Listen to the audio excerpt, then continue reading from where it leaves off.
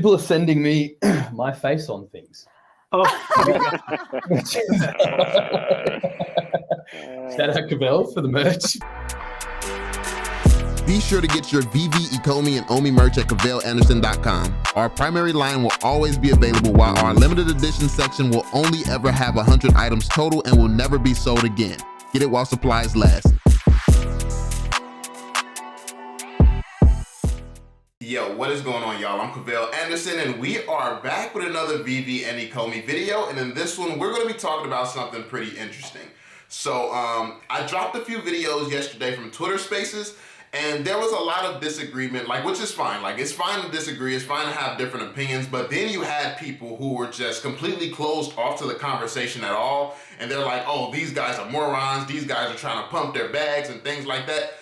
And what's interesting about this is, it's just the story behind it. So let's talk about who we are and what's actually happened here. So a few weeks ago, me and those guys that you saw in the videos yesterday that we was having the discussion, we were actually kind of at it with each other. I was literally calling them frauds and manipulators and things like that. And then fast forward, we jumped into a call like men. We jumped into spaces together. We talked it out. We communicated, and we understood each other a little bit better.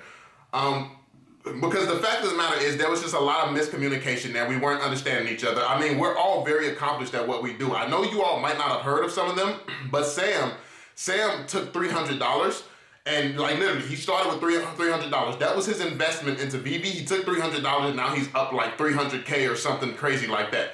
And then Blockchain also has done something similar. So all of us are very, very successful investors in the Veve community. And I think one of the biggest reasons that we are successful is because we have conversations like that, and it's a beautiful thing. It was a beautiful thing. First off, how the whole beef to not beefing and to being able to have that type of conversation as if we've just been friends from the jump.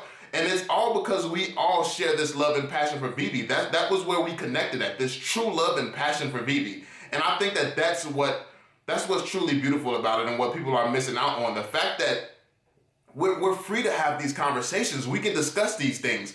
People speak in ways where it's just like, oh, I guarantee you this will not happen. How can you guarantee something that we have never seen happen in history before? And that's what leads me to the topic that we're going to be talking about today. When I say don't invest in Veve, Ecomi, Omi, and the token and the NFTs and things like that, I don't mean don't invest at all. I mean don't over-invest. Don't invest your life savings. Don't invest everything that you have. I think that's a bad decision, and I'll tell you why. You're going to be closed off to a lot of things. I've been sick over the last, it's been almost a month now. I've been sick. First off, I had a kidney infection. Then I caught COVID right after that. Now I have some type of lymphatic thing going on. I have a swollen lymph node right here. It's a knot right there on my neck. Needless to say, I ain't been having the last few months here. But regardless, I noticed that I did something that a lot of people just can't do. When I was sick and when I was down, I didn't watch videos. I didn't check the price of Omi. I didn't check the price of NFTs. I literally was able to just step away, relax, and do some recovering. And I know a lot of people can't do that. A lot of people stress about everything that goes on. A lot of people stress about every move. And then I just sit back and think, wow, I really am just completely stress-free. Why is that? And it's because I didn't overinvest. Yes, my returns are looking great. My returns are looking really, really good, but I didn't have to overinvest to get some nice-sized returns. And I think that's important because if you overinvest, if your life savings is on the line, you put everything that you have into Veve and you put it into secret rares, and then somebody's having a conversation about how secret rares is not going to be as valuable as commons, you don't want to hear that. Who wants to hear that? Who's actually going to entertain that conversation if everything you have is on the line? I don't think that you're in a position to make sound investment decisions if everything that you have is being dangled in front of you.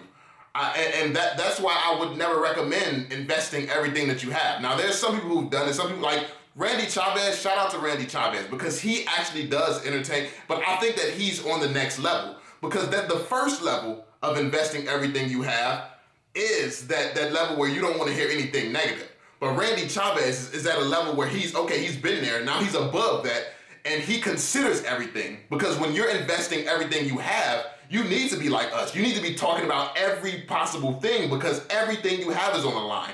And if there's a chance that there's something that you're missing, you need to jump on that and you need to mitigate your risk. So, I have 5 secret rares. Okay, I don't agree with this. I don't think that this is going to happen, but the facts are leading towards this right now. The facts do look something like this. So what I'm going to do, let me sell one of these secret rares off, sweep the floors of all the commons.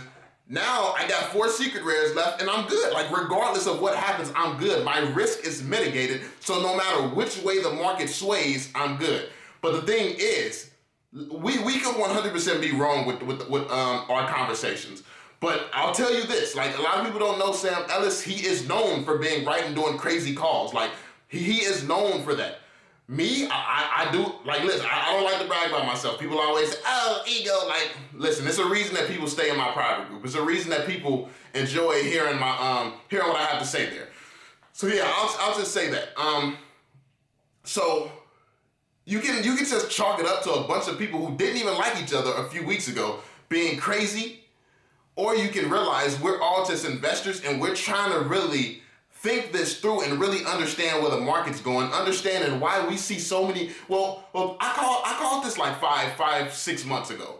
5-6 months ago, I said that like rarities first off is something that Veve just made up. Rarities, I said rarities and addition sizes are going to matter a hell of a lot less. Because if you actually think about it, people say, oh, 500 additions, that's so scarce. That's so scarce. I mean, it depends on how you look at it because if we have 20 million active people on Veve, 48,000 additions is very, very scarce as well. Because if we have 20 million active people on Veve and you try to walk around and find somebody with one of these 48,000 additions, and keep in mind, a lot of people have multiples. So it's not even really 48,000 additions that's up for grabs. A lot of people have multiples. So if you factor that in, and you try to walk around the Veveverse and find one person who owns one of these, it's going to be damn near impossible. So when people are thinking about scarcity, they're thinking about scarcity in terms of right now as if things are not going to change. That's just like my $10 Omi Token versus, like, that's just like my $10 Omi Token argument. Everyone always says, oh, you know, that's double Bitcoin and things like that. You know, they always bring Bitcoin into the conversation as if Bitcoin is going to stay still. And it's not, like, is Bitcoin going to be the exact same thing that it is today in 10 years from now? Is Ethereum going to be the same thing in 10 years from now? So people always, their arguments is always for now, not factoring in the fact that things are going to change and progress. And I think that that's one of the biggest mistakes you can make because the fact of the matter is if you don't mitigate your risk, you're the only one at risk of losing. Like the fact that we're having this conversation, the fact that we're bouncing ideas and thoughts off of one another, the fact that we're listening to what the community has to say, the community's opinion and things like that, the fact that we're open to this means that we're learning, we're sponges, we're absorbing this information and we're gonna take this information, we're gonna do what we do in our heads, write it down, whatever we're gonna do, and we're gonna make a decision that makes sure we mitigate our risk regardless of what happens. When you dismiss it completely, when you don't wanna have the conversation, when you don't want to speak about things, you're only at risk of losing because if you're right, you profit. If you're wrong, you could lose everything. So you're the only one at risk of losing by not having the conversation. So, or by chalking people up to being crazy. Like I see so many people sitting around laughing at a lot of my predictions. People are sitting around laughing like, yo, you hear this goofy talking about like they have Disney. You hear him talking about they got Marvel. A lot of people were saying that. Like that's the one constant throughout my entire career in this community. The one constant is that people have sat around, laughed at me, called me crazy. And the fact of the matter is a lot of the stuff that I have said would happen. When Superman came out, when the uncommon Superman came out, I said that addition sizes and rarity, I've said that months ago. It was not going to matter at a certain point.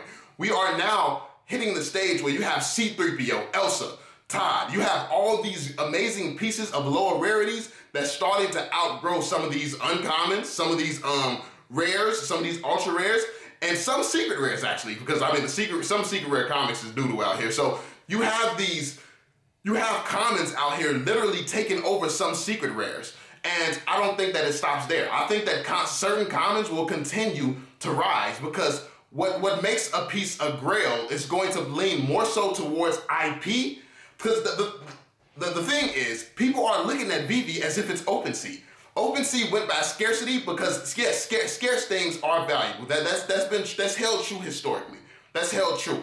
But we're at a different point in history. That's what people are not factoring in. Veve has done something no other company has ever done, which is bring IP to the blockchain. So that in itself is super valuable. That in itself is super valuable. Also, scarcity. People are thinking in terms of now when it comes to scarcity. If Veve app grows by 20,000 or 20 million, 48,000 is 100,000 is scarce. So you have these people thinking that 500 editions is super scarce, but it's also going to be super hard to find somebody who's going to pay whatever price you're charging for something where it's only 500 editions. And it's like I said, it's still up in the air. Does somebody want what you have? Certain things, it applies more so to comics. Are people going to find a new way to look at comics, or are they going to respect the old way? That's a discussion that has to be had. Some people don't even want to have that discussion. Some people have opinions and they're in the middle, and that's fine. It's fine to really to be in the middle, to not be on one side or the other. But the fact of the matter is, it's very reasonable that people could just completely start a new way to invest in comics. People could decide that no, Miles Morales is going to be the grail because that's the Spider-Man that I grew up loving. People could do these things, and a lot of people, I think that you're not in a position to really understand or really consider the fact that people will consider these things this way. People will look at things this way. You can't do that if you've invested everything and put everything on the line. It's just not likely that you're going to be able to separate your emotions and your feelings from the fact of the matter that these things are possible. And that is what costs people money and lose people money. I love Veve. I love Veve with all my heart, but I'm not emotional when it comes down to the investing side of it. I invested only what I was prepared to lose, which is why I could walk away at any point in time, and I'm not too worried because, I can wait 10 years before taking profits or anything like that because I don't need the money. I didn't invest to need the money. I invested for financial, for generational wealth in the future. I'm good. I'm still working. It's not like I invested in Veve, now I'm sitting back ready to retire. No, I'm working every single day. I'm rebuilding, my stash. So that was the point. That's just what I wanted to talk to you all about. It's very, very important that you shift your mindset and you don't fall into the trap of not being willing to have discussions. I think one of the things that's beautiful about Twitter Spaces and being able to communicate and talk to the community and ask questions and get ideas bounced back off you and things like that is it makes you think different. It forces you to be a better investor. But if you just completely cut off the possibility that some of these discussions could ever happen, you won't do that. You won't have that growth. Because the fact of the matter is we're prepared for secret rares to be king, but we're also prepared for it not to be. If it turns out that secret rares are not king, are you prepared for that? Who loses here? If you all are wrong, who loses? It's not about being wrong or right for us. It's about considering all possibilities.